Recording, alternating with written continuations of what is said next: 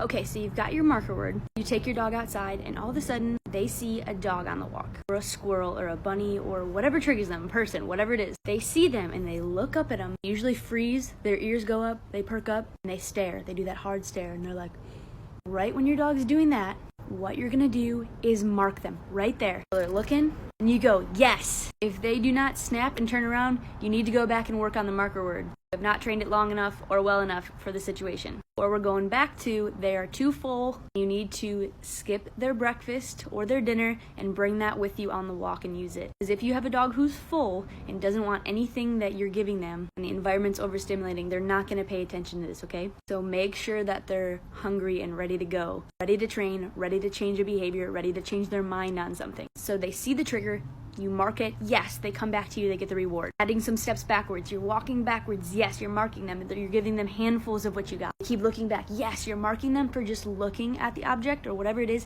and not reacting. Eventually, over time, we're gonna build up a behavior where they look at it, you tell them leave it, they look back at you, then they get the reward. But for right now, we're just teaching them, when you see that thing, you get a reward from me. So focus on me because I'm better than the environment. I'm more rewarding than all these things. If your dog has too high of a drive, things that are running fast, or dogs or other things like that, you may have to take this back a step in your training, practice more inside your house on certain behaviors than just taking this outside first. So make sure they know their marker word. Make sure you're adding space. Everything that happens in training is an opportunity for you to learn or them to learn. So if they freak out, note in your head, okay, maybe that was too close for them, it was too challenging. Okay, maybe there was a person and a dog running on a bike. That was way too hard for them. Let's make it easier. Like, you gotta be fair. Sometimes things are way too challenging for a dog to get right away. So don't get frustrated, be patient, be consistent with this stuff. Because eventually over time, your dog's gonna see a dog and look up at you and be like, hey, remember that? That's that thing that gets me the reward? We got that thing? And then you've changed your dog's mind and behavior on this situation. It takes time. Don't give up on this. Add space. This will build over time. Yeah, let me know if you want more.